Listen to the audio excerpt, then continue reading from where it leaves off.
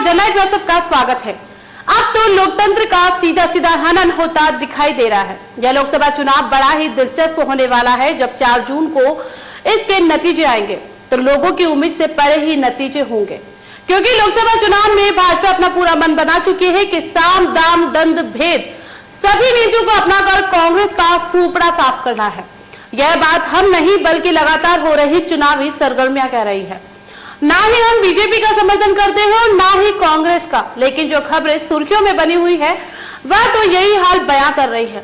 इस पर पेश है हमारी एक खास रिपोर्ट। कांग्रेस हो या कोई अन्य पार्टियां के नेता उनके छोटे छोटे मामले भी तूल पकड़ लेते हैं और बीजेपी का हर एक नेता बचकर निकल जाता है। तो आपने सभी पार्टियों के मुंह से सुना ही होगा कि ईडी से बचना है तो बीजेपी में शामिल हो जाइए।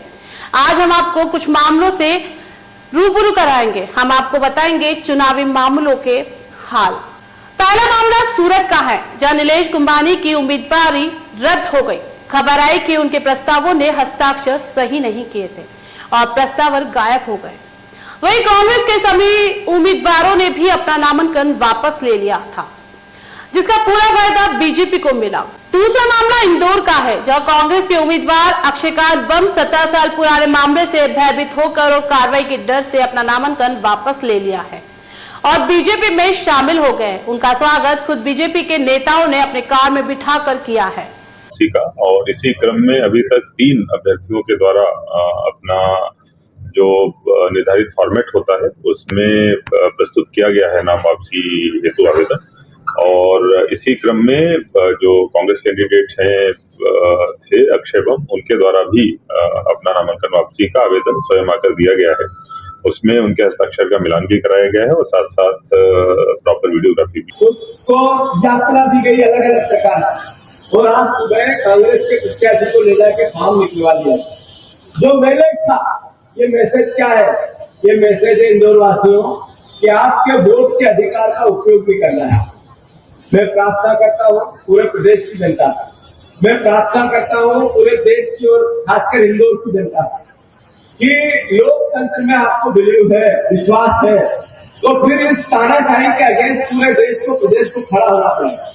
अब ये कांग्रेस बीजेपी का विषय है। तीसरा मामला खजुराहो का है, जहां समाजवादी पार्टी की उम्मीदवार मीरा यादव का नामांकन भी रद्द हो गया। लेकिन नामांकन किस वजह से रद्द हुआ, इसका अब तक खुलासा नहीं हुआ। चौथा मामला तेलंगाना के सीएम का है, जहां अमित शाह के फेक वीडियो मामले में दिल्ली पुलिस ने 1 मई को तेलंगाना के सीएम को दिल्ली बुलाया है।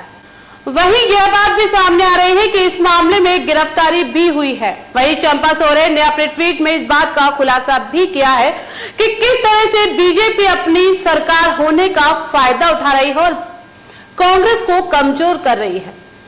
आपको बता दें कि कांग्रेस के वरिष्ठ नेता मल्लिकार्जुन खड़गे खुलेआम जनता को यह चेतावनी दे चुके हैं कि अगर इस बार बीजेपी जीत गई तो देश में चुनाव नहीं होंगे। वहीं दूसरी आज पूरे देश में कर्नाटक के सेक्स कांड की चर्चा हो रही है। जेडीएस के उम्मीदवार प्रज्वलन रेवन्ना देश छोड़कर जर्मनी भाग गए हैं, जिस पर कथित तौर पर कई महिलाओं के साथ रेप करने और यौन संबंध बनाने पर मजबूर करने के आरोप लगे। वहीं प्रधानमंत्री मोदी ने इसका प्रचार भी किया था, लेकिन अब तक पुलिस उन तक नहीं पहुंच पाई है। लेकिन एक फेक वीडियो के मामले में दिल्ली पुलिस एक मुख्यमंत्री को दिल्ली बुला रही है। पहले से ही 2 मुख्यमंत्री जेल में है। इस बात से आप अंदाजा लगा सकते हैं कि इस बार लोकसभा चुनाव का परिणाम क्या आने वाला है। मैं उनसे पूछना चाहती हूँ कि आज कर्नाटका में एक बहुत बड़ी बात निकली है कि उनके साथ जो मंच पे खड़े थे, जिनके लिए मोदी जी ने वोट मांगा, उन्होंने हजारों महिलाओं के साथ दुष्कर्म किया, हजारों महिलाओं के साथ। मैं पूछना चाहती हूँ मोदी जी क्या कहते हैं इसके बारे में? क्या कहते हैं हमारे प्रधानमंत्री इसके बारे में? हमारे गृह मंत्री क्या कहते हैं इसके बारे में? कुछ समय पहले 3 दिनों के लिए मैं अपनी बेटी से मिलने गई। प्रधानमंत्री जी, गृह मंत्री जी बोलने लगे कि प्रियंका गांधी विदेश में गई है। जहां मैं जाती हूं इनको पता चल जाता है, जहां विपक्ष के नेता जाते हैं इनको पता चल जाता है। लेकिन इस तरह का अपराधी, इस तरह का राक्षस इस देश को छोड़ के चले जाता है और इनको पता नहीं चलता। हम कैसे यकीन कर सकते हैं इस बात पर निठारी कांड से भी ज्यादा घिनौना बलात्कार कांड है। और यह बलात्कार कांड किसी और ने नहीं, भारत के पूर्व प्रधानमंत्री के पौत्र ने किया है, जो अभी मोदी जी के साथ है। भारत के प्रधानमंत्री को बोलना चाहिए। ऐसा देख रहे हैं जनक, देखते रहिए जनक और पढ़ते रहिए जनक। और अभी तक आपने हमारा चैनल सब्सक्राइब नहीं किया है तो कर ले, ताकि आने वाली हर खबर आप तक सबसे पहले पहुंच जाए। नमस्कार।